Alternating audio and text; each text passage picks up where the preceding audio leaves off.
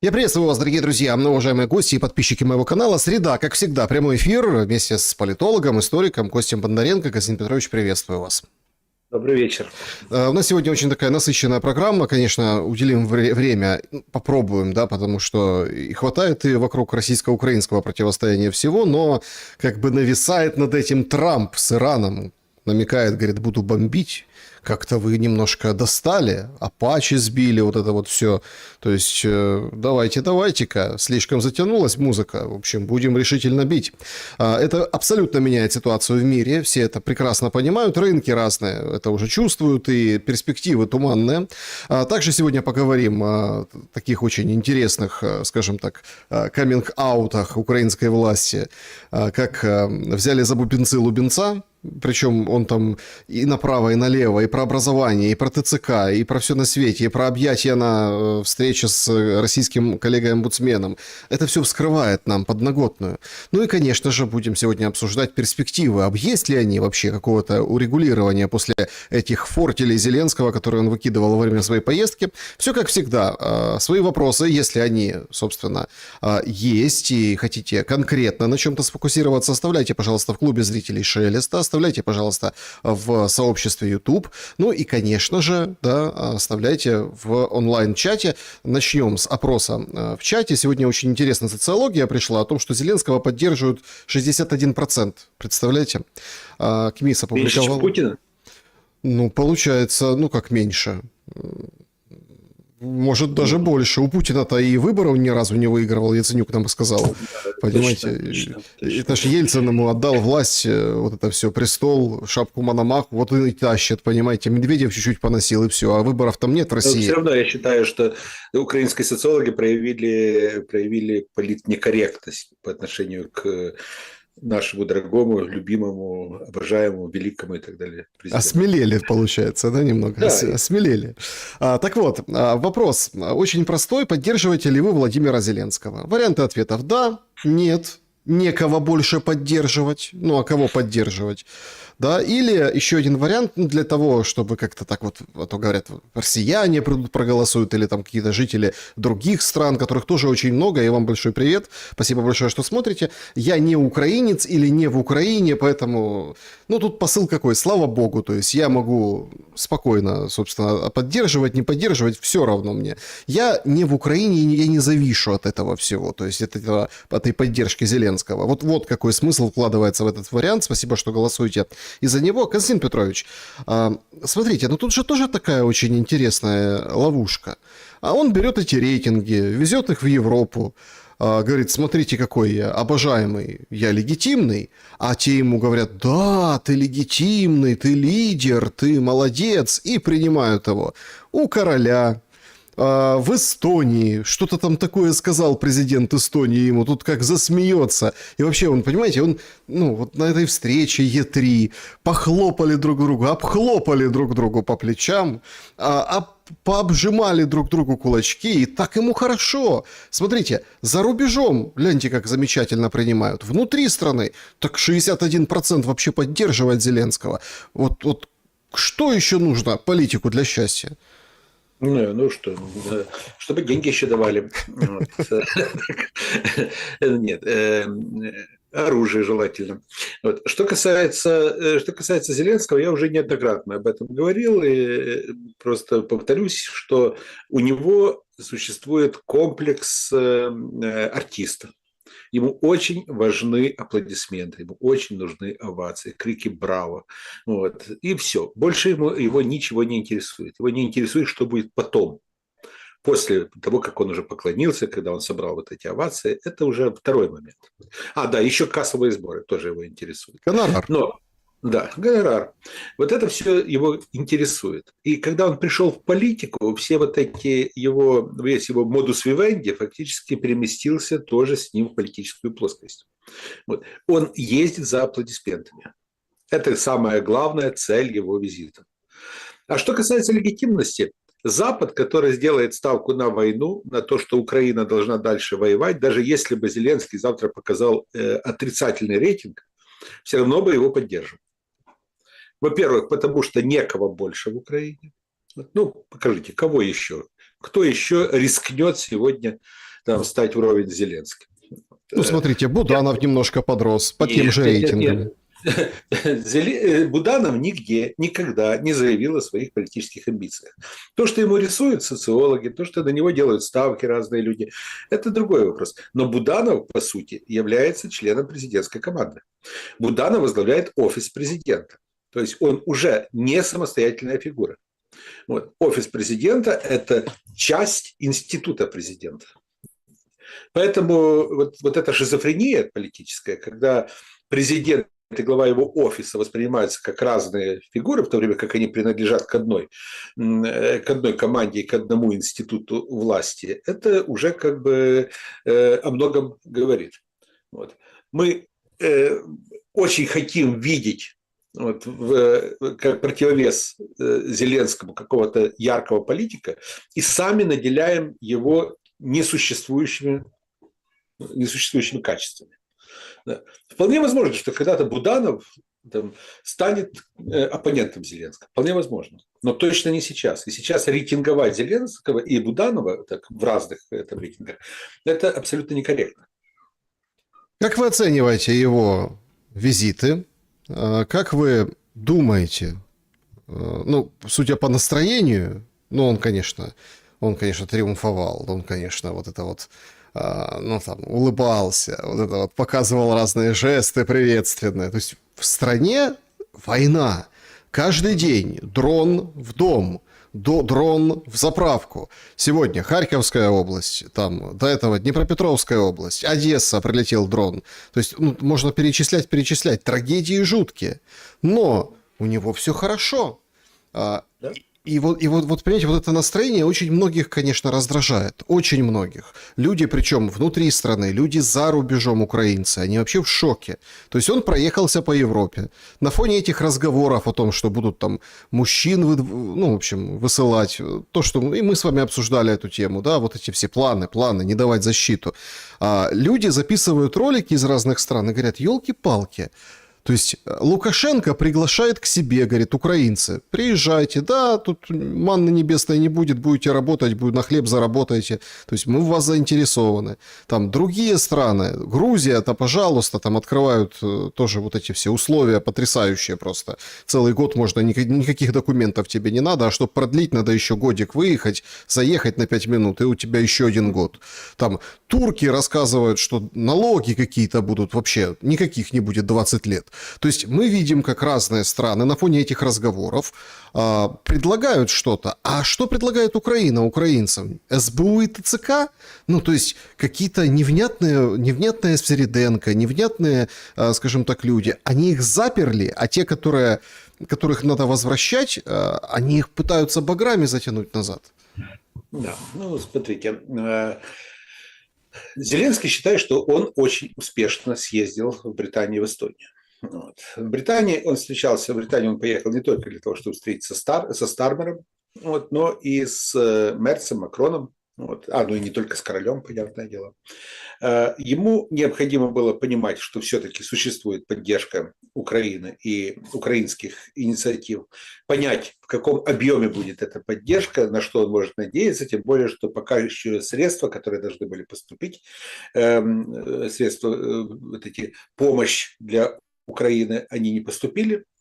И Европа уже несколько раз говорила о том, что эта помощь привязана к целому ряду шагов, которые должна осуществить Украина, показать, из чего, как она будет погашать этот кредит, показать реальные факты борьбы с коррупцией и прочее.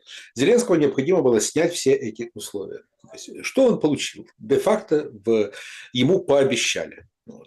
Окрыленный он поехал в Эстонию, где встречался с лидерами, фактически представителями балтийских, североевропейских государств. Так что там для него было очень важно, чтобы были сняты определенные опасения Киева по поводу того, что сейчас совершат демарш государства региона и перестанут предоставлять Украине свои площадки, свои возможности для запуска дронов с их территории по территории России. Скорее всего, понятное дело, в коммюнике это не вошло, но, скорее всего, было обещано, что глаза будут закрывать на разного рода действия, которые мы уже наблюдали, то есть на удары по Санкт-Петербургу и прочим городам северо-запада Российской Федерации. Ну и плюс ко всему, очевидно, рассматривался там вопрос еще и определенных совместных действий против России в Балтийском море. Вот. Так что и в регионе Северного Ледовитого океана, но это уже в меньшей степени касается Украины, Северный Ледовитый океан. Что же касается вот этих как раз поездок, Зеленскому снова многое наобещали, Зеленскому снова много аплодировали, Зеленского снова воспринимали как своего, как равного. Это для него тоже очень важно, что он не представитель какой-то там страны третьего мира в их глазах, а с ним там шутят, там хлопают по плечу, вот, там сажают рядом с великими, сильными мира сего. Это ему очень и очень нравится, это импонирует. Но вот он считает, что это очень важный визит. Плюс еще один момент. Во время отсутствия Зеленского в Украину приезжала делегация Евросоюза. Угу. Да, приезжала для того, чтобы сказать, что Украину в Европе пока что не ждут. Вот. И Зеленскому необходимо было уехать из Украины для того, чтобы не быть соучастником констатации факта, что Украина в 2027 году членом Евросоюза не станет. Очевидный факт. Вот. Но Зеленский уже столько много прокукарекал о том, что Украина станет членом Евросоюза в следующем году. Вот. И столько раз высказывал это требование, что ему нельзя было находиться в Украине в то время, когда Евросоюз констатировал очевидную вещь. Точно так же, кстати, 15 апреля в Украине ожидался визит Уиткофа и Кушнера. Уже анонсировали. Уже в офисе президента, что называется, головы помыли и шеи. Тоже все ждали, что приедут. Вот. В этот день Зеленский специально уехал в Нидерланды, потому что ему в срочном порядке там вручили престижную премию имени Рузвельта. Решили вручить. Вот. Понятное дело, что этот вопрос решался на протяжении определенного времени, то есть, по моим данным, за неделю решили. Но Зеленскому нельзя было оставаться в Киеве, когда приедут, нагибать, ломать через колено и так далее. И, соответственно, нельзя было появляться перед камерами с определенными людьми. Зеленский тоже мыслит в категории телевизионной картинки очень часто. Телефонные звонки – это одно, скажем, а появляться в камере нельзя. Поэтому он уехал из Киева. Такие моменты. Тут очень интересные детали по поводу членства в Евросоюз. Там же разгорается эта вся история с поляками.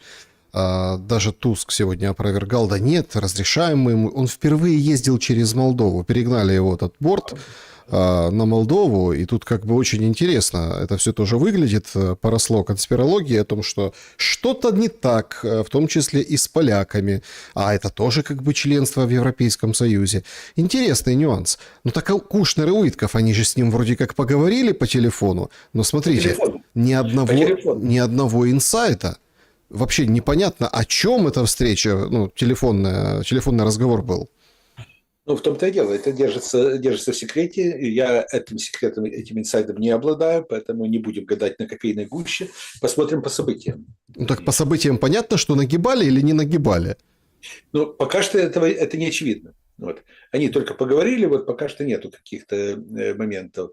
Но то, что сейчас очень сложная ситуация в отношениях между Украиной и Соединенными Штатами, и Соединенные Штаты пока еще сомневаются, предоставлять Украине помощь на следующий год или не предоставлять, тоже показатель. Решение не принято. Получается, переговорного трека сейчас нет от слова совсем. Да, это правда. Поэтому обращались к Роману Абрамовичу с тем, что давайте будем как-то говорить без американцев. Да, Зеленский был инициатором приезда Абрамовича. Это Зеленский инициатор. Это не сам Абрамович вдруг проснулся и сказал, что там давно не был в Киеве, соскучился по конфетам Рошен и так далее, поеду-ка я. Не было такого. Там, понятное дело, что вышли на Абрамовича, существует линия контакта Рахами Абрамович. она на протяжении всей войны существует. Абрамович несколько раз приезжал в Киев тайно. Это было, это тоже, кстати, признается. Вот мои источники в офисе президента, они говорят о том, что да, Абрамович, это ни для кого не было секретом, как бы так мы на этом не афишировали, это не афишировали, не акцентировали внимание. Абрамович как минимум еще 2 раза приезжал в Украину на протяжении войны. Вот там вели определенные переговоры, и, соответственно, из этого просто по просьбе и Абрамовича и украинской стороны это не афишировалось. Сейчас этот канал фактически оказался дискредитированным. Вот после заявления Путина, а также после того, как по-хамски повел себя Зеленский относительно Абрамовича, и то, как он начал это высмеивать. Сам же пригласил и сам потом начал... Почему так? Подождите, что такого он услышал от Абрамовича? Или от ничего Путина? не услышал. Нет, он услышал от Путина. Но он решил, что если Россия дискредитирует этот канал, то мы тоже со своей стороны тоже его максимально дискредитируем, открестимся, скажем, что мы тут ни при чем, вот, не виноватая я, он сам пришел, значит, вот это в таком вот духе. То есть Зеленский попытался снять с себя всю ответственность. Да, это был очень, очень важный канал, на самом деле. Перспективный, важный канал. Абрамович это не просто какой-то там барыга, вориш и так далее, который там просто сидит на миллиардах, и бывший там губернатор Чукотки, которого там, как его кто-то там называл, еврей или не вот. Нет, это очень, очень важная фигура на самом деле. Вот, очень важная фигура. И, соответственно, теперь мы потеряли этот канал. И Зеленский сейчас ищет другой канал. Очень активно ищет. Какой-то, подождите, армянский комсомол. Придумать себе проблемы, да. а потом именно их так героически дело, преодолевать. Что мы успешно преодолеваем придуманные как раз проблемы. Пока от Абрамовича далеко не ушли. Смотрите, ну это низко, конечно. Ну вот низко. Я так даже гаденько это все выглядело. Я сказал, ну что ты деньги типа привез за Челси, Да. которые... Ну вот это, понимаете, а потом давайте в интервью вот это, мол, британцы, правительство, а ну-ка давайте сдаите с Абрамовича эти миллиарды, там 2 с лишним. Абрамович несколько раз пыталась это сделать, пыталась сдать. По одним данным 2,4, по другим 3,6. Ну, то есть разные цифры называются. Возможно, что это в разных просто в разных валютах называют эти цифры. Но сам факт, что вряд ли Зеленский говорил с Абрамовичем именно таким образом. Что вот это, там, через губу бабки принес, давайте, а если не принес, то чего пришел? Понятное дело, что это он сейчас уже придумал легенду. Вот, почти как в том анекдоте про деда і внука, это діду, а хто це такий? Це Гітлер, там, сволота така, а це хто? Це я маленький ще. А чого ти стоїш отак оце з рукою? А це я йому кажу, минуточку. Вот приблизительно так же Зеленский придумал версию, придумал легенду, почему он разговаривал с Абрамовичем. Давайте вот, насколько, конечно, там вы можете, обрисуйте, пожалуйста, последствия провала и вот такого унижения. Абрамович мстительный, может отомстить и как? Нет, Абрамович как раз человек не мстительный. Абрамович просто будет действовать по принципу баба с воза кобыли, так легче, да? Так вот, что касается Абрамовича, он теперь просто с чистой душой умоет руки, скажет, что я сделал все, что мог. Вот. Что касается Путина, прозвучали определенные нотки раздражения в адрес Абрамовича, что я к ему с уважением, конечно, но что он туда поехал, не понимаю. Вот. Более того, он туда поехал, а на следующий день Старобельск. Вот, Путина же не сам факт визита Абрамовича, который был согласован с Путиным, и Путин это признает, его же возмутил, а именно то, что говорили, договаривались, передавали какие-то письма, на следующий день произошла трагедия в Старобельске. Вот. Понятное дело, что теперь и Россия будет очень, скажем так, осторожно относиться к любым предложениям со стороны Украины. Давайте все-таки встретимся и поговорим. Смотрите, по поводу ударов. Вот сегодняшнее утро принесло, собственно, новости о том, что фламинго появились, да и как отработали. Завод в Чебоксарах связан с электроникой, с ну вот с «Искандерами», да, с вооружением, и вот этот завод был поражен. Публикуется сейчас видео, фото, ну вот такая примерно дыромаха в цехах, да, два этажа, то есть на втором этаже вот такая дырка вот так вот влетела. Смотрите, какая замечательная вообще какой-то период. Вот у нас, конечно, все посмеиваются из политических кругов над там астрологами. Но тут правда такое ощущение, что какие-то планеты куда-то в транзит с какими-то созвездиями. Ну вот ей-богу. Смотрите. И в Европе хорошо. Ну, он считает, Зеленский, что съездил хорошо. И вот вообще и Абрамовича, и вот Британия, и с королем опять. И одного роста с королем стало. И вообще замечательно. И деньги дают. Там выделили по Ukraine Facility. И вот эту пытаются реанимировать чешскую инициативу по снарядам. Европейцы вот это все засуетились. Там дроны над ними летают. А он говорит, мы переправляем рэбам дроны, что они бьют по нашим детским садикам, а мы переправляем как можем, а русские переправляют по вам дроны. И как бы, ну, вроде как и ответил на вот эти залеты украинских дронов на европейскую территорию Прибалтика и в Румынию, когда заплыл этот дрон, взорвался. Вроде как, смотрите, как все хорошо. Ну вот все. И даже фламинго полетели. Кто теперь вспомнит о коррупции? Кто теперь скажет, что они там разворовывали? Да, тут два аспекта. Первый аспект – то, что у Украины есть дальнобойное оружие, и это дальнобойное оружие она использует. Второй аспект. Никто не знает, фламинго ли это или не фламинго, а возможно, что это некие европейские образцы, которые предоставлены Украине. Вот. И под видом фламинго были направлены. Потому что, да, это в первую очередь это для отбеливания производителей фламинго, для того, чтобы пристыдить тех, кто говорили о том, что фламинго – это просто-напросто отмывание денег и коррупция в оборонной сфере. Поэтому я думаю, что на самом деле здесь вопрос еще остается открытым.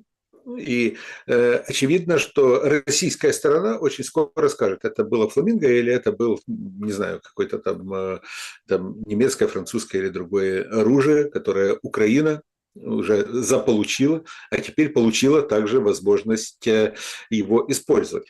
Если только подтвердится второй факт, вот, что это не фламинго, а это какой-нибудь условный Таурус, я не знаю, вот, то, соответственно, тогда можно будет понять, что вопрос использования иностранного дальнобойного оружия, скорее всего, был согласован в Лондоне во время последней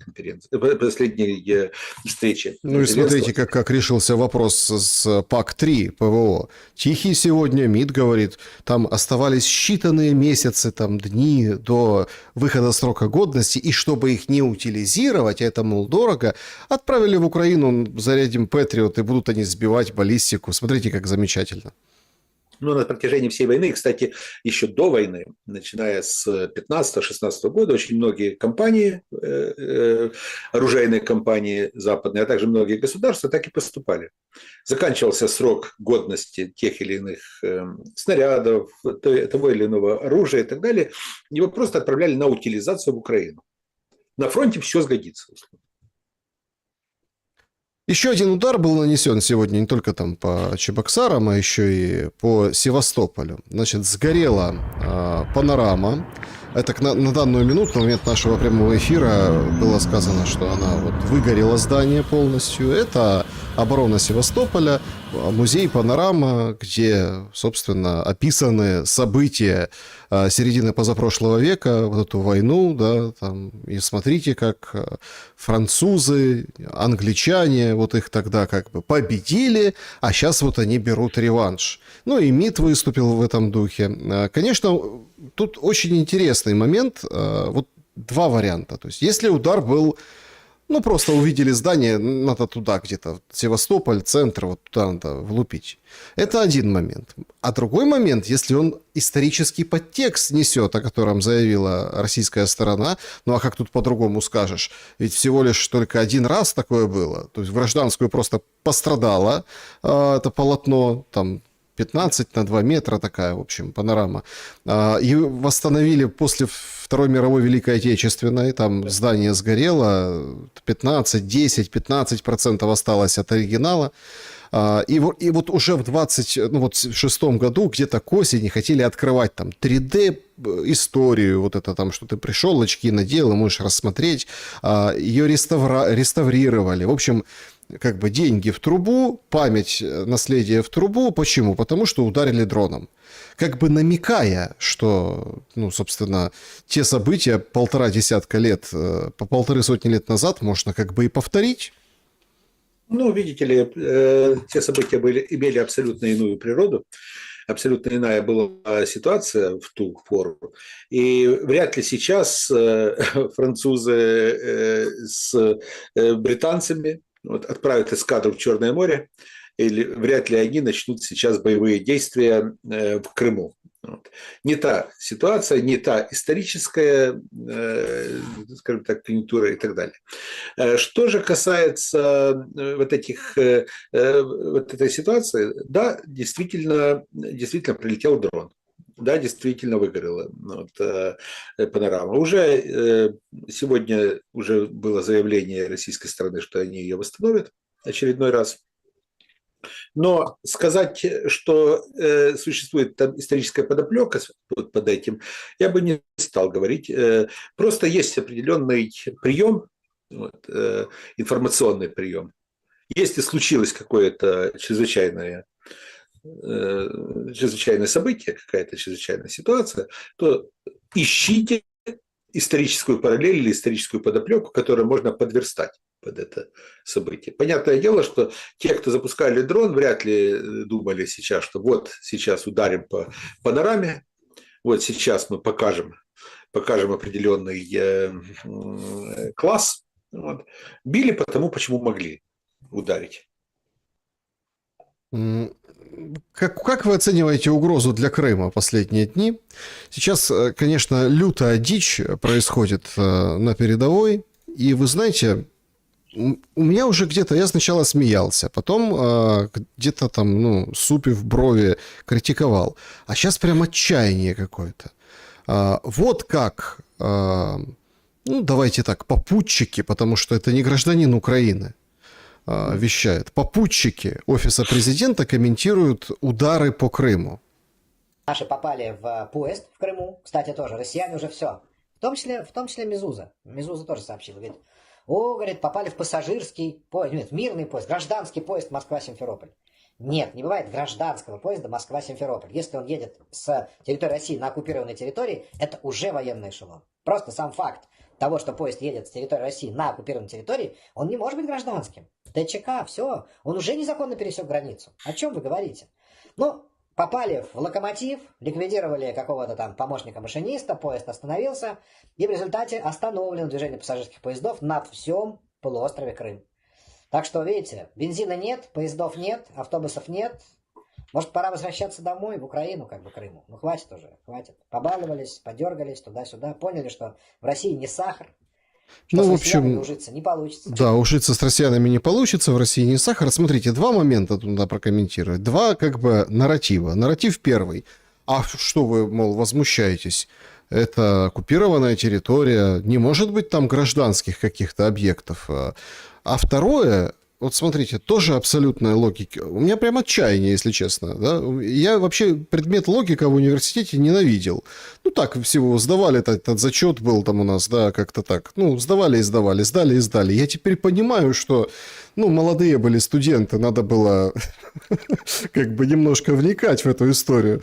Ну вот смотрите, значит, поездов нет, самолетов, ну, короче, ничего нет, да, то есть транспорт не едет, бензин не доезжает, вообще ничего нет в Крыму. Ну все, хватит, подергались, давайте возвращайтесь в Украину. Чтобы что? А что дальше?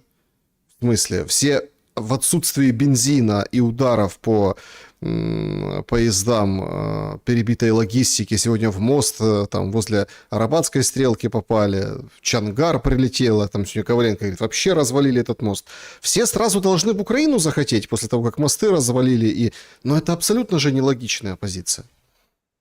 абсолютно нелогичная позиция. Более того, знаете, когда-то кричали о том, что развалили Крымский мост полностью. Специалисты по мостостроительству, у меня есть такие тоже среди моих друзей, вот, которые строили не один мост в Украине, они тогда еще говорили. Но на самом деле, если разрушено полотно моста, вот, то, соответственно, они основы, то, соответственно, это не разрушение. Это очень быстро ликвидируется обычно.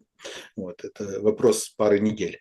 Что же касается определенных кризисных ситуаций в Крыму, да, действительно, многие сейчас начинают говорить о том, что вот полный коллапс, полная, скажем так, остановка всех систем жизнеобеспечения, бензина нет, ничего нет и так далее. Но в то же время вот, очень многие говорят также о том, что все-таки сохраняется у России возможность через Крымский мост, через другие формы, через другие пути вот, поставлять и бензин, и нефтепродукты, и организовать пассажиропоток. То есть все это есть. Вот. Но Россия почему-то этого не делает, не запускает эти потоки. Наоборот, многие обратили внимание на то, что Россия якобы сейчас даже так из-под тишка создает ситуацию, при которой там как бы шепчет: не едьте туда. Вот. Не надо сейчас ехать в Крым. Зачем это? Вот. И вот именно поэтому, вот, опять же, как раз люди, это не мое мнение, я сразу же ссылаюсь на мнение знающих людей, как раз людей, которые имеют отношение там, значит, к разведке и так далее, они говорят, это тревожная тенденция. Не готовит ли Россия сейчас из Крыма новое наступление на там, Николаев, Херсон и, возможно, еще дальше? Ну, я подобную, кстати, мысль встречал, кто-то попадался мне, кто-то озвучивал, или в тексте, что сейчас такая же история в Луганской области. То есть ЛНР перекрывает трассы федерального значения, и это как предвестник чего-то эдакого, ну, то есть каких-то серьезных движений по фронту. Но нам же как трубят и говорят, что это Украина будет наступать и брать Крым, а Россия завязнет, загрузнет, и ничего не получится, и будет вообще бежать из Крыма, и там же крики какие разносятся: бегите из Крыма, бегите там оттуда, наши дроны все контролируют.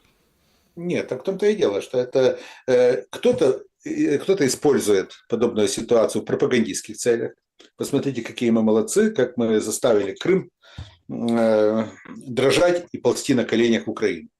То есть это ж киевская пропаганда так действует. Российская сторона, наоборот, они тихой сапой что-то предпринимают. Что непонятно. Я не берусь сказать, потому что я не военный. Вот. Я не могу знать там большого количества моментов, вопросов, которые связаны с военной сферой, с разведданными и все прочее. Это я в данной ситуации попросту слышу разные варианты, разные версии, и я тут скорее повторяю чужую версию, не мою. Это не инсайт, ничего, это просто-напросто логика. Мы в прямом эфире, приходит информация, что Зеленский назначил 11 июня новый праздник, День беспилотных систем. Ну, видите, это все на фоне вот этих неистовых, неимоверных успехов по дрону.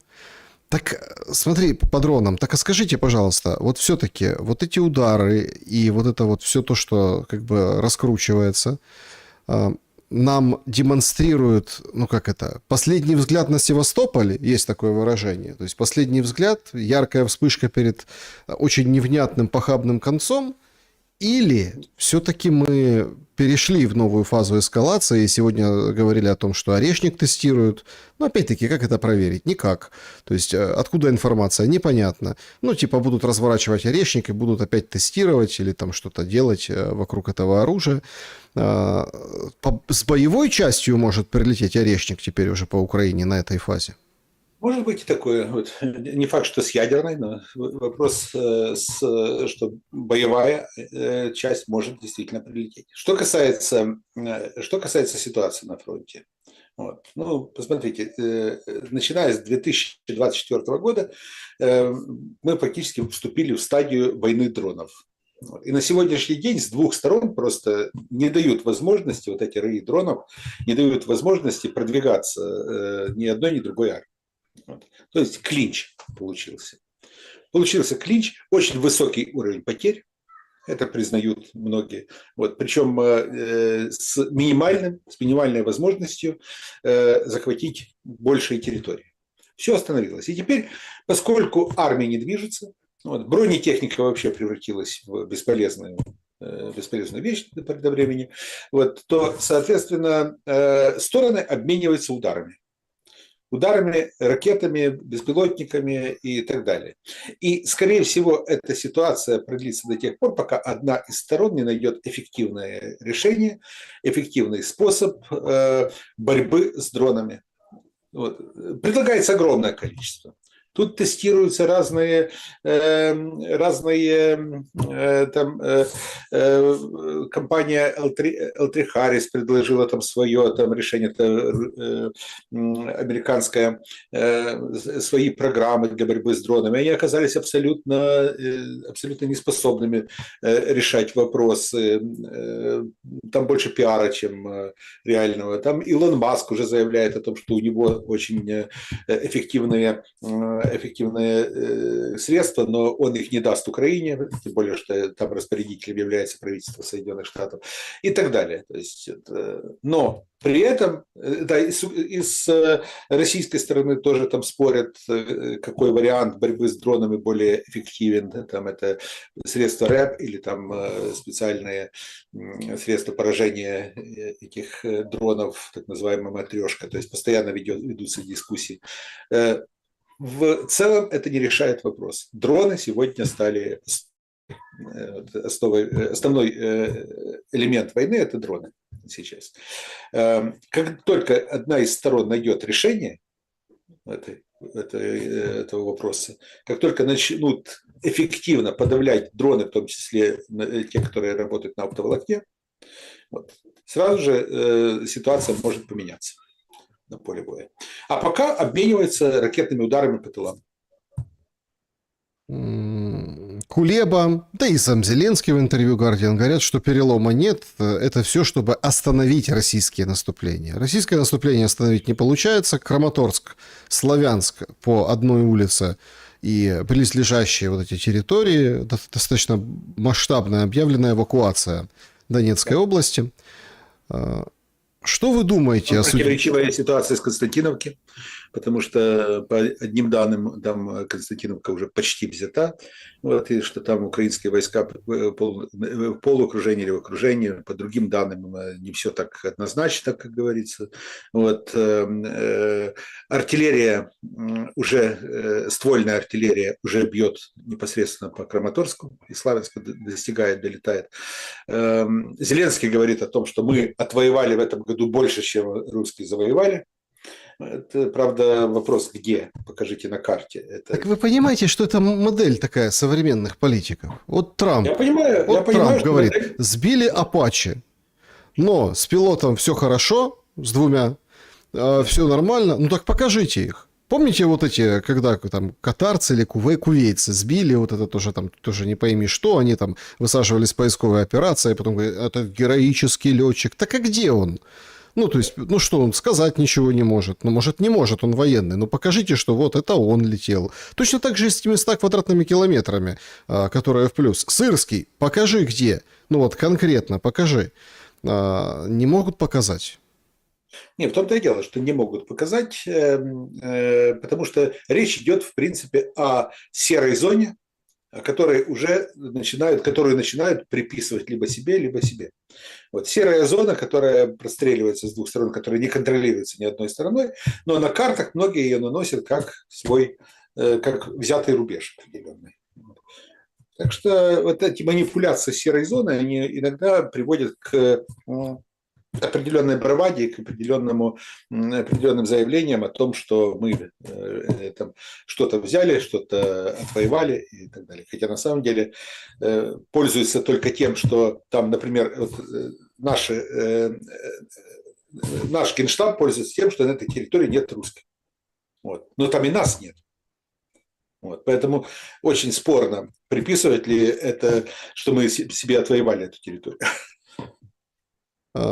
Исторический аспект давайте затронем, потому что сегодня событие, ну, я бы сказал, уникальное. Было всякое, но следом за Булгаковым, которого снесли, сегодня снесли звезду. Это Обуховская трасса, въезд в город Киев, и там надпись «Киев, город-герой». Сняли эту звезду и отправили в музей Антонова. Ну, типа, не варвары мы вот в музей, туда. И, соответственно, вот такая вот, скажем так, вот такая чудесная параллель. Гораздо круче, да. Вы знаете, я думаю, что надо подсказать украинским властям. Вот, в 1980 году, перед Олимпиадой 80, вокруг Киева поставили, так на всех выездах из Киева, поставили олимпийских мишек. Вот. При Ющенко их даже раскрашивали там, в сине-желтый цвет там, и так далее. Так что на эти мишки стояли. Это же тоже символ оккупационного режима. Это же тоже символ тоталитарной власти. Поэтому, я думаю, мишек тоже надо всех демонтировать. В общем, демонтировали как бы эту... Ну, смотрите, параллель, например, да, удар по вот этому панно, ну, скажем так, в Севастополе, да, музей, да, вот этого обороны Севастополя, параллели проводятся сами собой, причем тут логичные. Сняли звезду город-герой. Ну, окей. Портников дальше пошел. Дальше пошел, говорит, ждет Украину примерно такая же история. Раздел, как разорвали в свое время Польшу с запада и с востока, так будут разрывать и Украину. Послушаем.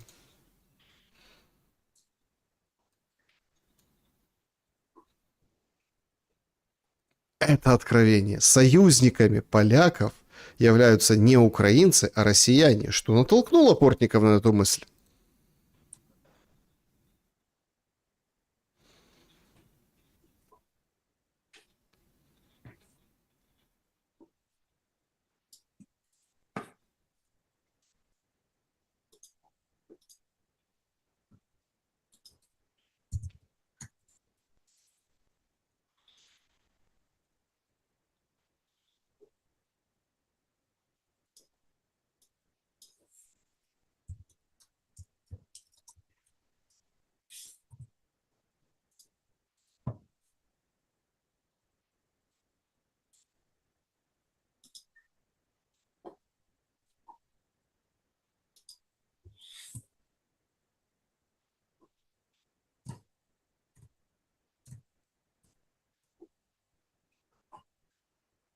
Значит, это потрясающе. Два момента откомментируйте. Ну и вообще в целом по ситуации. Ну и, конечно, момент первый. Других украинцев у нас для вас нет. Это навязанная история. Все, украинцы только такие. Хотите, чтобы не было УПА, Бандеры, вот этого всего, ну так объединяйтесь с россиянами и, ну давайте, вам к россиянам.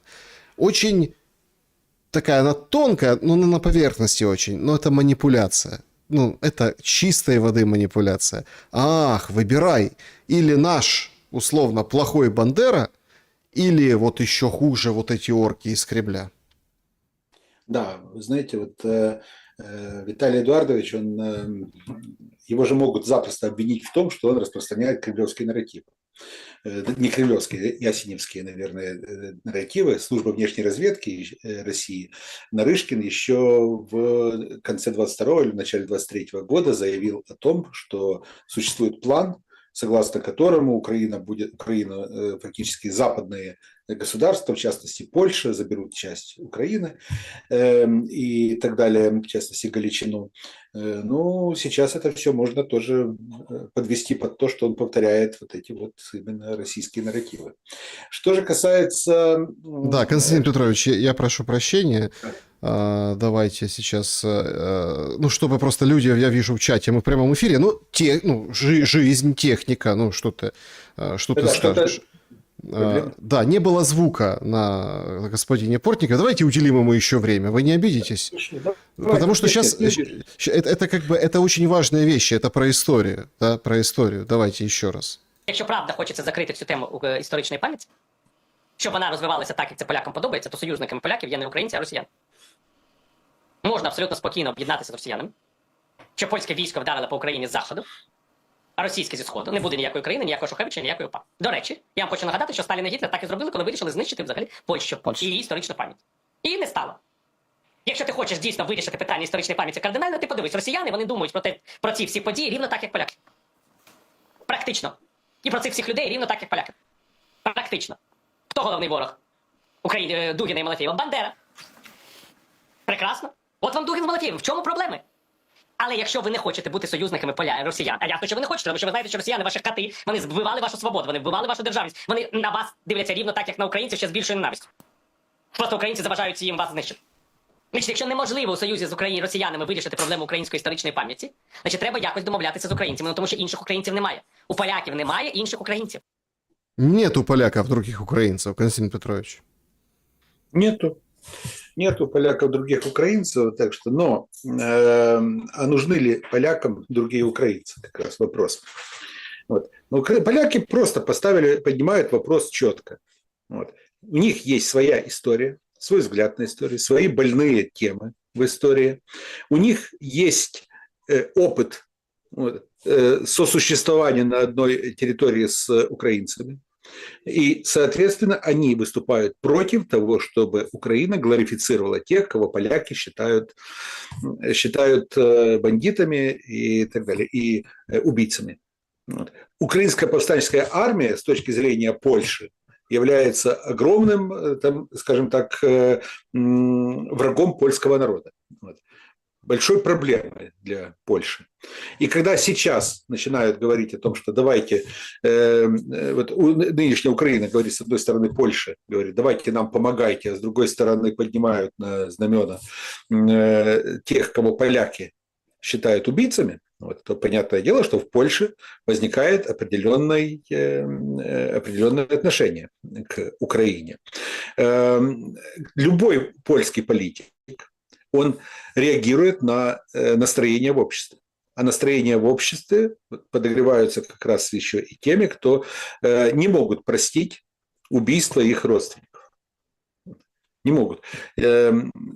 Если вспомнить то, что происходило после Второй мировой войны, то поляков из Галичины компактно переселили на запад Польши. В междуречье Одера и Нейса, там, где Вроцлав, а также на север Польши, там, где раньше жило в основном немецкое население, которое тоже переселили оттуда. Выселили немецкое, заселили поляков из Галичины туда. Вот именно. Если мы посмотрим электоральную карту Польши, мы увидим, что сейчас в основном поддержка партии ПиS, вот, именно в той зоне, в тех регионах максимальная поддержка, которые заселены были потомками, как раз, которые сейчас заселены потомками галицких поляков. Совпадение? Это не совпадение, там постоянно культивировалась на протяжении десятилетий, культивировалась там память о кресах всходних, о бабушках и дедушках, которые имели там какое-то имущество на территории Львова там, или Станиславова, или Тернополя, вот. Или же память о тете и дяде, которых убили, значит, бандеровцы, и так далее, и так далее. Так, соответственно, отношения есть, отношения достаточно прогнозируемые, красноречивые. Вот. И понятное дело, что сейчас любой политик, в том числе Туск, который не принадлежит к этой политической силе, который, наоборот, является оппонентом ПиS, он чудесно понимает, что нельзя подыгрывать там, врагам Польши, или там, врагам общественного мнения, сформированного в Польше. Понимаете, в чем дело? Тут же очень интересный момент. Портников, как вы думаете, это как фигуру речи используют? Портников использует это со своей... Нет, тут же очень важно, что с Запада попрут, и с России, уже прут. И получится, что не будет тогда никакой УПА, ничего не будет. Знаете, есть... Даже Медведев нам рассказывал с картами, помните, бог знает когда. А сейчас такое время, что... Я же говорю, Нарышкин уже рассказывал об этом тоже. Сейчас такое время, что проходит 2 года, и оно сбывается, и все так разводят руками, говорят, елки-палки. А называли российской пропагандой. Вы знаете, тема раздела Украины, она эксплуатируется достаточно давно, но, опять же, мы говорим пока что только о каких-то там сценариях, которые существуют как фантастические. Вот. И Польша, и Румыния, и Венгрия. Вот. Я там постоянно бываю, общаюсь с людьми, там, которые имеют отношение к политикуму. Они мне так за чашечкой кофе говорят, мы бы, конечно же, не против были бы присоединить часть Украины. Конечно же, вот, не против. Но есть одно но. Вот, это же создаст неудобства для нас, вот, потому что для этого нам необходимо определенное добро со стороны Брюсселя. Например, та же Польша вступала в состав Евросоюза, вступала в Евросоюз в определенных границах. И, соответственно, изменение этих границ, изменение территории может повлечь за собой то, что ее попросту исключат из Евросоюза. Подождите, неужели это такая проблема? Возможно, именно. Ну, это он, проблема. Зеленский, просится... А в каких границах он просится в Евросоюз в 2027 году? А это как раз устанавливается отдельным... Нет, это устанавливается отдельным договором. Это ложь, что на самом деле государство, у которого не решены территориальные вопросы, не может вступить в Евросоюз. Вот Кипр. Вопрос не решен с границами. Часть Кипра, значит, как считают южные киприоты, они считают, что это что Северный Кипр незаконно отторгнут и так далее, и даже оккупирован. Но все равно Кипр приняли в Евросоюз, несмотря на нерешенный территориальный спор. Два государства, Словения и Хорватия, до сих пор не решили территориальный спор за Пиранскую бухту. Более того, там Словения выиграла этот спор, Хорватия заявила о том, что мы не намерены не намерены признавать решение суда, Европейского суда и так далее. Территориальный спор существует дальше, оба государства являются и членами НАТО, и членами Евросоюза. Вот, так что территориальные споры не всегда являются преградой для вступления. К этому апеллирует и Зеленский. Вот та территория, которая контролируется Украиной на определенный момент, та и будет признана, если только будет воля со стороны Брюсселя. Но этой воли точно не будет. Угу. По поводу воли и народа. Пока ломаются копья, и даже там такие мини-скандалы, интриги, что надо как бы и Федорова уже поменять, засиделся он на позиции министра обороны, потому что именно из-за Федорова ничего не происходит с зарплатами военным, с зарплатами. Хоть там и Свириденко сделала заявление, что смотрите, рекордный там бюджет на оборону, там триллион с лишним только вот на зарплатный фонд, остальное все на оружие, там 3 триллиона. И вот все будет все, 30 тысяч будет зарплата любому военному, да, то есть они, ну, когда сегодня обновил вот этот, ну, все уже, все опять вспоминают Зеленского, $1 по 45, все уже, $1 по 45, все, как бы сбылось вот это самосбывающееся пророчество. Люди протестуют как могут против мобилизации, не хотят туда идти. Волынь, драка прям.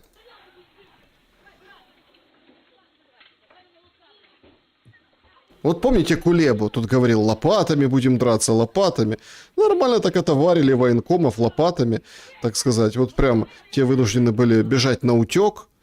И это все, собственно, происходит. Дальше, кстати, утром, это было вчера, утром сегодня уже сообщили, что эти товарищи, которые с лопатами размахивали по заветам Кулебы, они уже в полиции, там, в общем, против них дела, все как положено, то есть обидели, там, один очень сильно пострадал, хорошенько приложились по одному из военкомов.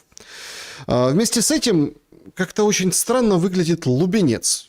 Он разносит, говорит, вот, воруют людей, их правда воруют. Впятером забрали, там у подъезда дома еще что-то, приводят эти... И вот он попадает на интервью на Радио Свободу, а ему задают понятный вопрос. Ну вот вы сейчас это все рассказываете, вы же не просто там общественный деятель или какой-нибудь там политик, да, у вас же позиция омбудсмена, защита прав человека в этой стране многострадальной. И говорит, а вы Зеленскому докладываете? Вот что ответил? Часто ви з президентом зустрічаєтеся? Періодично зустрічаюсь. Раз в місяць? Приблизно так. Ви йому розповідаєте про цю проблему ТЦК? В тому числі. Він про це знає? Дивіться, президент ніколи не підтримував такий підхід, от як бусифікація. Це я вам точно можу сказати. Ну и понятно, там дальше у них разговор не сложился, потому что Лубенец пытался как мог, как уж на сковородке крутился и по другим вопросам, не только по поводу ТЦК. Вот простой момент. Константин Петрович, а Зеленский знает, что вообще происходит на улицах? Конечно, знает. Конечно, знает, и это благословлено Зеленским, тем более, что Зеленскому ставят определенные условия его партнеры. Вот. И Зеленский, соответственно, спускает определенные указания вниз, что любой ценой мы должны выполнить план. Вот. Если Украина победит в войне, считает Зеленский, то, соответственно, победителей не судят, и все будет списано. Вот. Все сойдет с рук. И поэтому вот именно члены ТЦК, у них четкое указание. Они должны в день там, наловить такое-то количество людей. Вот. Правдами, неправдами они должны привести такое-то количество людей. Вот. Кривых, косых, горбатых, любых вот, привести. ВЛК должны дать четкие там, выводы, что эти люди пригодны к службе, к боевым действиям вот, и так далее. Работает целый конвейер. Причем относительно членов ТЦК действует очень серьезная система штрафов и других наказаний. Если не привели такое-то количество людей, значит будете оштрафованы. Если там несколько дней подряд не привели, значит поедете на передовую. Поэтому они мотивированы тоже очень четко. И они все верят в то, что Зеленский их не сдаст. Что Зеленский связан с ними круговой порукой, и, соответственно, он будет в них заинтересован, и он не допустит ни расправ, не допустит никаких других там, самоуправств по отношению к ним, судом Линча. Они считают, что они будут служить ему верой и правдой, и за это Зеленский их не даст в обиду. Хотя Зеленский уже неоднократно показал, что для него не существует такого понятия, как благодарность, как ответственность или еще что-либо. Для него существуют люди как расходный материал. Только так, даже если это касается самых близких ему людей. Не хотят воевать украинцы, не хотят. Не хотят. Не хотят. Ну, извините, пожалуйста, демотивация полная. Если бы была хоть одна победа за последние годы, я неоднократно уже говорил, что последний успех, который продемонстрировали ВСУ, и то еще очень можно поспорить, что это был за успех, что лежало в основе этого успеха, это взятие Херсона в конце 22 года. Вот. После этого не было успеха. Были авантюры, типа там, Курская авантюра там, или Крымская и так далее. То есть вот это были авантюры, которые с военной точки зрения ничего не дают, а просто такая себе картинка для CNN и BBC, с одной стороны, которая обернулась десятками тысяч жертв. С другой стороны, это абсолютно такое просто, что называется, ухарство такое. Сейчас заканчивается, закончился уже там учебный год, он заканчивается, экзамены, в Одессе сидят, пишут по 12 часов вот эти тесты. ЗНО раньше называлось, сейчас там НМТ называется по-другому, выпускные вот эти, да. Почему 12 часов? Потому что там правила такие, ты пришел, ты должен без ничего, вот это вот все, то есть знания, там, никаких гаджетов, ты как бы в замкнутом пространстве пишешь тест. Ну что, тревога в подвал, и этот растянулось на 12 часов, все там разбираются, переполошились, что это за образование такое.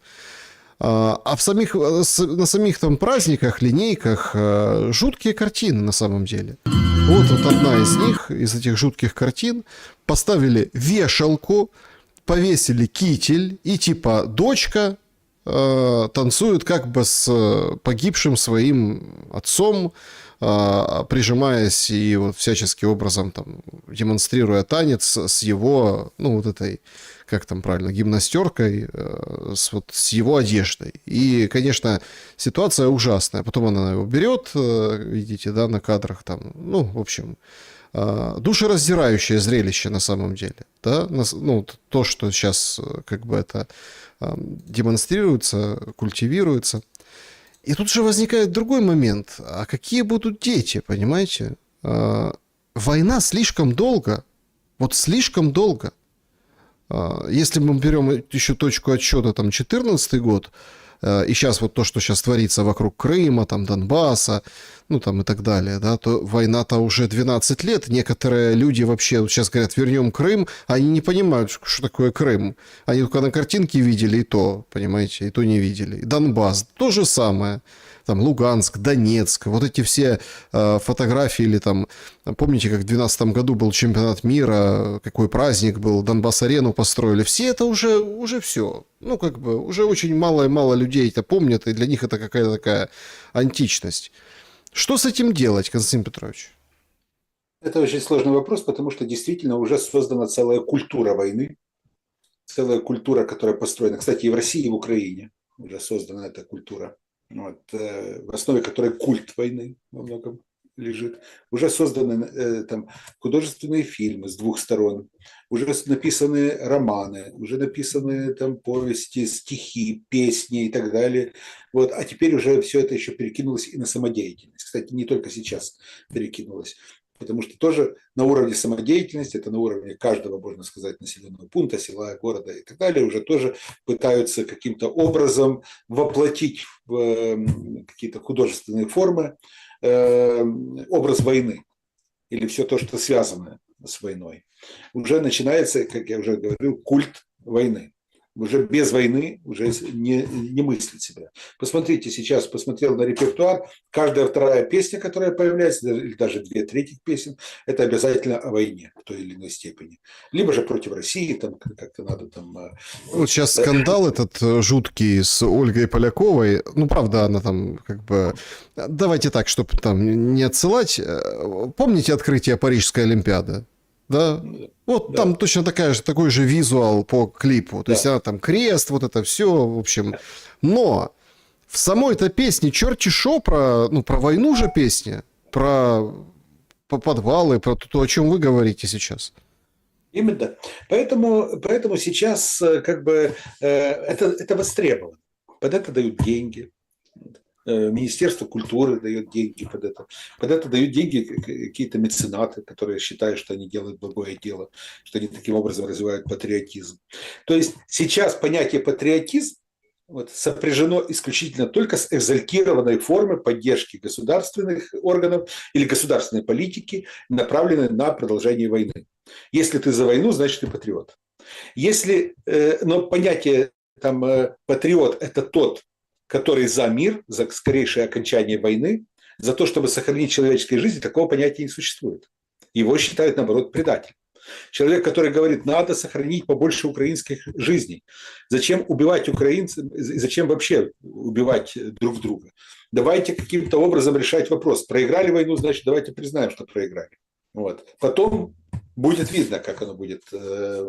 Так нет, так в данной ситуации вот эта позиция, она считается предательской, а позиция, направленная именно на создание культа войны и на преклонение перед войной, на продолжение войны, считается патриотической. Вот так у нас все перевернулось с ног на голову. Ну, кроме, конечно, культуры, еще и образование тут дает джазу. Лубинец сегодня рассказал, что была учительница истории, ну, тоже ваша коллега, историк, которая попыталась сдать вот этот тест для школьников. Не сдала на 200 баллов на максимальную оценку. Вот давайте коротко послушаем, что она рассказывает.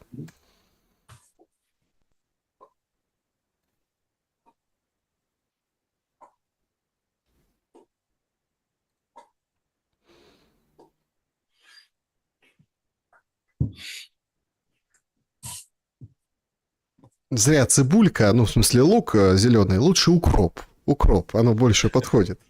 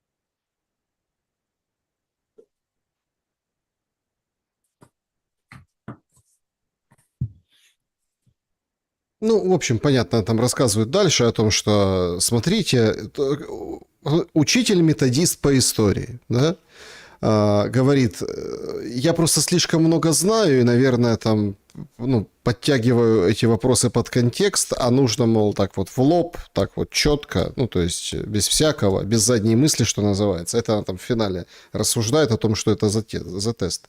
Но, Константин Петрович, мезозой, скифы, 2 вопроса по Киевской Руси, очень серьезный кусок, уделенный Галицко-Волынским, ну, этому периоду, княжеству, да, королевству, княжеству, то есть Острозскому. Диссиденты тут как тут. Вопросик по широкомасштабному вторжению в Украине, то есть вот уже...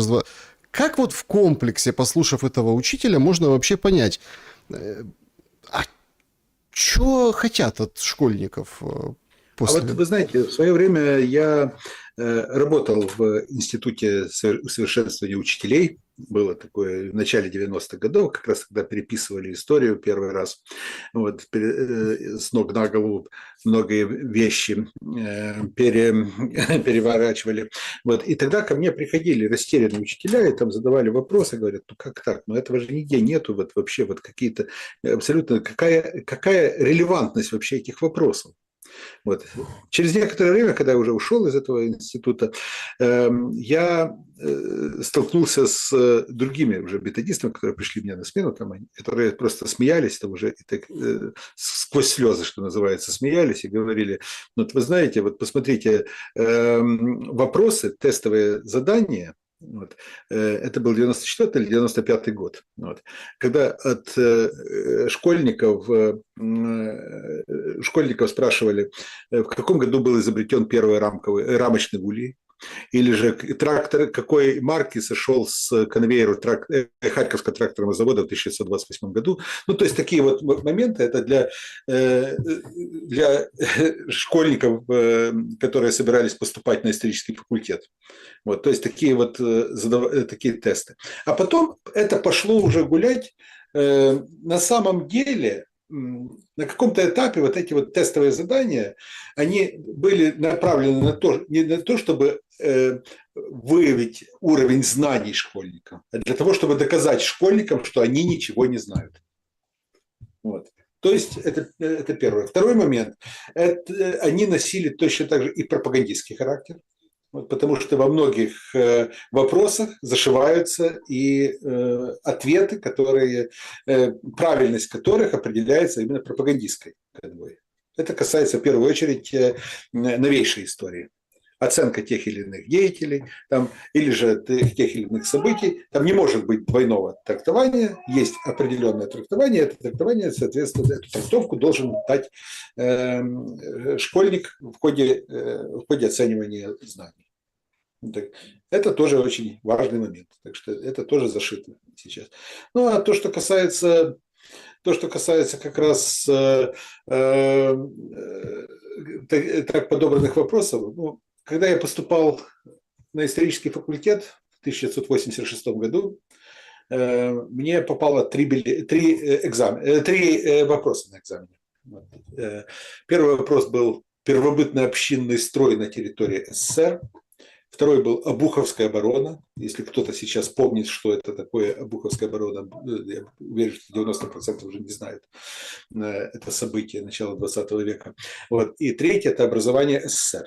Тоже вроде бы абсолютно вот так, в разнобой. Вот, разные такие вот. Но в целом сдал. Как-то сдали, да. Да, там пишут, что не было у этой учительницы тоже у видеозвука. Ну, что-то, видите, как лагает, как у нас там принято сейчас модно говорить. Ну, в принципе, есть в телеграм-канале этот ролик. Пересмотрите, друзья, что она говорила. Но, в принципе, я все пересказал. Да? Галицко-Волынское княжество, диссиденты. Ну, то есть все очень и очень насыщенно. И, ну, для учительницы истории 18 лет стажа. Запуталась, наверное, в этих всех вехах. Подведем итоги опроса нашего сегодняшнего. Поддерживаете ли вы Зеленского? 2% да, 5% некого больше поддерживать, 34% я не украинец, не в Украине, поэтому посмотрю, что там какие результаты опроса. 58% не поддерживают. Вот такой, так сказать, у нас сегодня результат. Слушайте, а вот Зеленский, он же знает, что это все дутые рейтинги. Нет, ему просто покажут. 58% против вас, но 61% за вас. Ну да. Да, друзья, перейдем непосредственно к вашим вопросам. Начнем с клуба зрителей.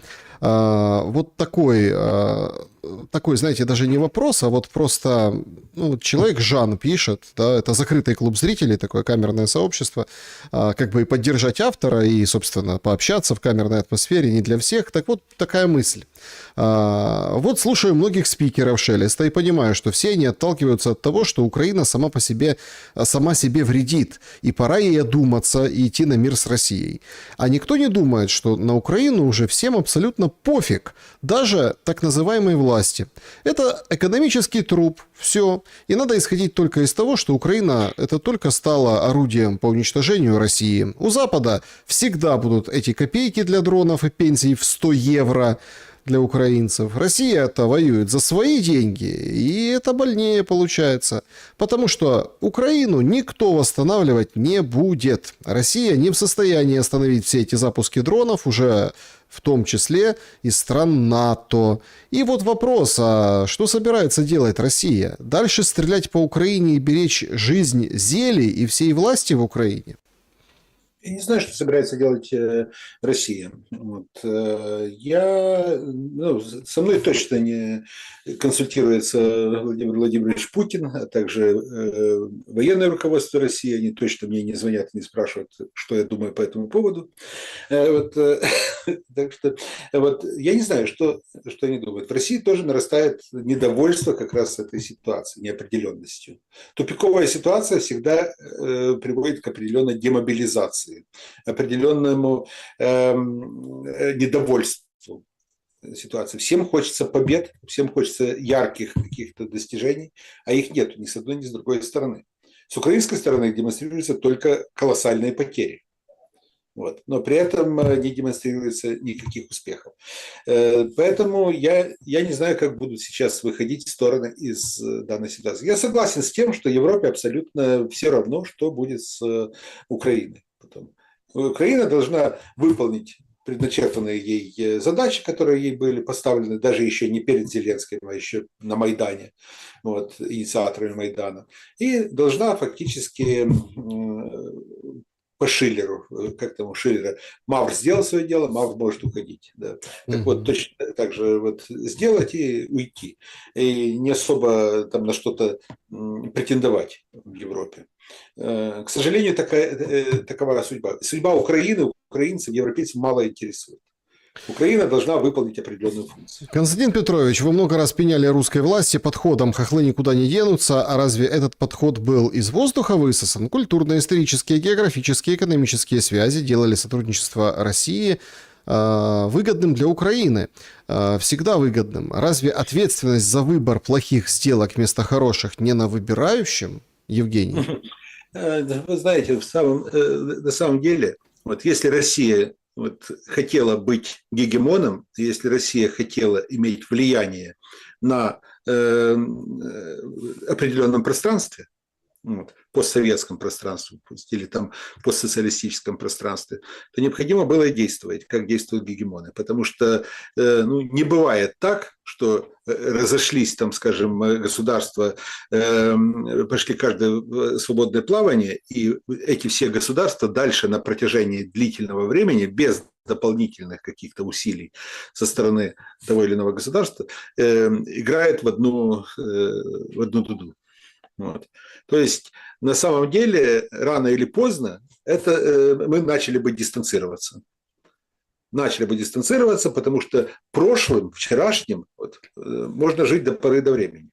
А необходимо инициировать определенные программы для будущего. Именно для будущего. А о будущем как раз мало кто думал.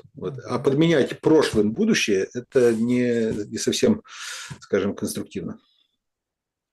Так, значит, следующий вопрос. Переносимся в сообщество YouTube. Тут тоже очень много вопросов. Друзья, подпишитесь на Бондаренко. На канале Константина Петровича есть тоже такая рубрика, поэтому если все не успеем, то обязательно, Константин Петрович тоже практикует ваши вопросы.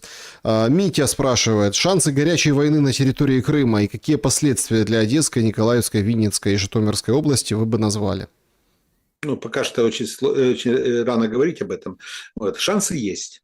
Причем может быть то, что и Украина может пойти высадить десант и так далее на территории Крыма.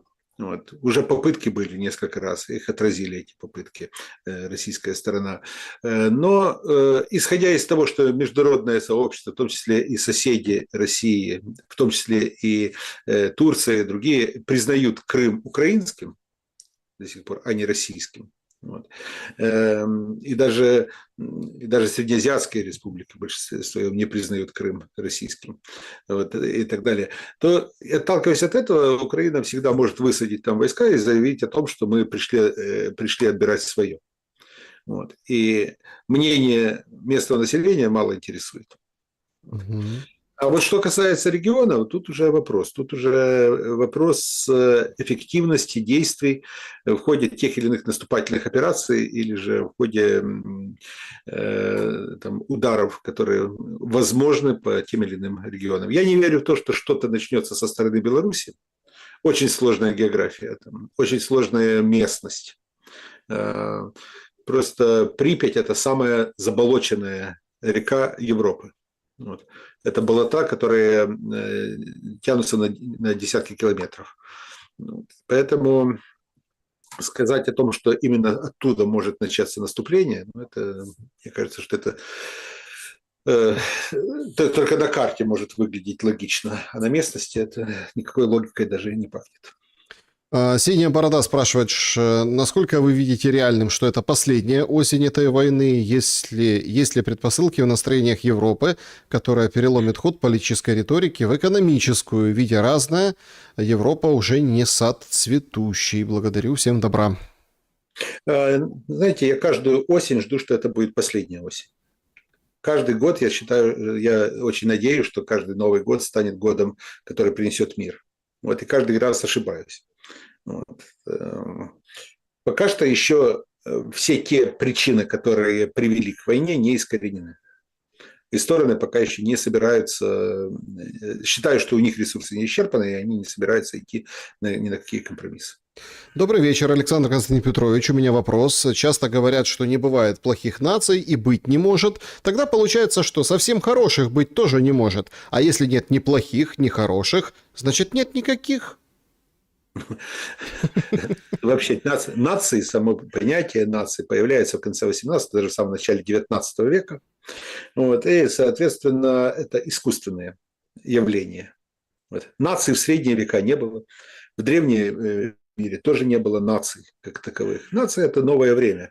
Вот. Для удобства, для обозначения определенных политических и социально-экономических процессов вот, на определенной территории начали говорить о нации, о интересах этих наций и так далее.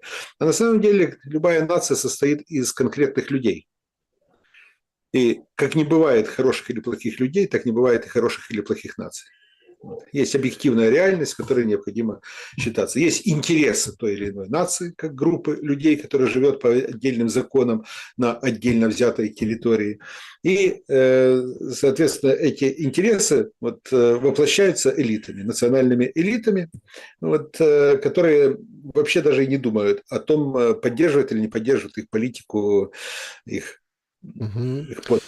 Так, вот такой вопрос от пользователя. Как украинцы относятся к роли Британии ЦРУ Ми-6 по колонизации Украины в целях вредить России? Почему в Украине речь только о Бандере, Шухевиче, но журналисты молчат о том, что Украина уже 150 какая-то страна, которую Британия ободрала и бросила? Украинцы не понимают, что Британия – это профи-колонизатор, который не относится как к братьям. Отвечать за Севастополь надо будет по британским музеям. Это ж явно их заказ с намеком на русско-турецкую и их участие в войне и тогда, и сейчас. Украинцы индифферентно относятся к тому, что происходит. Вот, они привыкли к тому, что красные приходят грабят, белые приходят грабят. Но перед этим были американцы, перед британцами. То есть, извините, но для обычного Ивана Ивановича Иваненко из, не знаю, Жмеринского района Винницкой области. Ему абсолютно все равно, кто так грабит я буду Украину. с вами... Нет, смотрите, в этом же тоже такой дуализм, парадокс такой. Вот прям поспорить хочется с вами. Что значит обычный Иван Иванович какой-нибудь Иваненко? Что значит обычный? Он герой? У меня сегодня тут было, я тоже хотел вам показать, но это слишком много времени. Тут блогеры раскопали, причем в Америке, украинцы в Америке раскопал блогер, смотрите, село какое-то забитое, там 3 хаты, черти где в Карпатах, и там показывают человека, которого привезли, хоронили всем селом, и рассказывают его судьбу, он больной. Ну, как местный больной мужик из села. Его, ну, как бы там глаз покосившийся, такой, доходяга. Но он становится героем. Понимаете, кто был никем, тот станет всем. И нам же рассказывают, что украинцы это же нация, там будут смотреть как на богов. Я понимаю, это в каждом обществе есть от 5 до 10% экзальтированных людей, которые там воспринимают действительность через призму именно таких вот пропагандистских клише, штампов и так далее. Вот, которые внутренне хочет кричать «Ура!», видя там те или иные события, которые чувствуют свою там такую гипертрофированную сопричастность с этими событиями. Я говорю о большинстве людей, конкретных, не конкретных людей, а именно то, что называл Виктор Андреевич Ющенко маленьких украинцев. Я именно о них говорю. Маленький украинец, ага. Да, который вот этот маленький украинец, который живет и думает, как прокормить семью, как не попасться в руки ТЦК, каким образом, вот в лучшем случае, выехать из Украины, или же каким образом там начать где-то купить бронь или еще что-либо. У него большое количество проблем в этом плане. Как не попасть на фронт, то есть таких же большинство сегодня. Именно большинство. Тех, которые выходят на эфиры там, на едином марафоне и начинают там провозглашать там разные правильные вещи, что война до последнего украинца, и мы воюем, и наши внуки тоже будут воевать, вот, и так далее, и что пока не уничтожим Россию последнего русского, мы не успокоимся. То есть они в явном меньшинстве. Они получают награды, они получают гонорары, они получают доступ к телевизору. Вот, комплекс Фрэхенбок, которая мечтала попасть в телевизор, для них уже как бы закрыт этот гештальт, вот, и так далее. И по ним судят очень многие, что это голос большинства. На самом деле они в меньшинстве. Так, значит, вот такой вопрос из сообщества YouTube. Михайло Колодзинский в книге «Военная доктрина украинских националистов» писал, что Казахстан нужно сделать украинской колонией, а коренное население довести до состояния индейцев Америки, и эти же люди одновременно критиковали тюрьму народов. Как это можно объяснить? Вот такой когнитивный диссонанс. Александр спрашивает. Ну, это же, в принципе, для националистов, для разных националистов, вот в 30-40-е годы это очень характерно. Вот. Колодзинский один из деятелей Карпатской Сечи, Карпатской Украины и одновременно деятелей ОУН. Он считал себя военным теоретиком, у него много было работ по военной теории. И вот он как раз и говорил о том, что раз в Казахстане живет большое количество украинцев, которые туда переселились еще во времена Столыпинской реформы, то мы должны там, значит, застолбить за собой именно то, что это наша территория, и мы должны там развиваться. Был еще один деятель, Колосовский, который в 30-е годы написал меморандум, вот, который потом Евгений Коновалец вот, передал японскому правительству. В этом меморандуме там писалось о том, что на Дальнем Востоке живет большое количество украинцев, а кроме всего прочего там находится армия Блюхера, которая состоит на 90% из украинцев. Поэтому мы, говорили представители провода украинских националистов, вот, готовы поработать среди этих украинцев, чтобы они подняли там восстание, провозгласили Украинскую республику под протекторатом Японии, а вы нам там разрешите создать там государственность, которая будет состоять из там 5-6 областей, в том числе Камчатская область, там, условно говоря, Магаданская область, Забайкальская и так далее. Вот, так что, ну, японцы это почитали, посмеялись, очевидно, и оставили без ответа. Так, переходим в чат трансляции. Здравствуйте, вопрос. Как вы видите дальнейший ход войны? Европа эскалирует? Отдельно, пожалуйста, расскажите про войну национальных правительств и глобалистских структур. Кто конкретно за ними стоит? Нет, так на самом деле эскалация – это задача, которая ставится перед Украиной. Украина готова давать и деньги, и оружие, лишь бы Украина продемонстрировала какие-то успехи. Но я уже сегодня говорил, что дроновая война сегодня не дает возможности ни российской, ни украинской стороне как-то сдвинуться с места, серьезно сдвинуться с места. Да, идет борьба за каждый квадратный километр сегодня. Вот. А что касается вот этих национальных правительств и глобалистов, тут не борьба. Тут просто глобалисты сегодня влияют на национальное правительство. Они уже давно, это не сегодняшний день, это как минимум лет 10-15, когда национальные правительства полностью стали марионетками в руках глобалистских структур. Вот. И, соответственно, когда мы смотрим на биографии там, Макрона и смотрим, что прежде чем прийти в политику, он был менеджером у Ротшильдов. Смотрим на Мерца и смотрим, что прежде чем прийти в политику, он был менеджером в BlackRock и так далее. Вот мы понимаем, что существуют определенные люди, которые должны выступать, подписывать документы, ездить на разного рода конференции, но при этом они выполняют свои функции, им делегируют эти функции не народ того или иного государства на самом деле, а разного рода транснациональные корпорации. Александр спрашивает, как вы считаете, Путин добьется озвученных в 22-м задач? Ведь никогда Путин своему слову не изменял, даже с дочкой Собчака. Ну, видите ли, пока что Путин не прекращает войну. Вот, пока война идет, до тех пор понятное дело, что в России очень многие верят, что Путин выполнит все обещания. А кто знает, как будет после того, как придется решать вопросы. Тем более, что решать вопросы конкретно. Тем более, что уже Россия неоднократно говорила о том, что для нее очень важно устранить те первопричины, которые вызвали войну. Угу.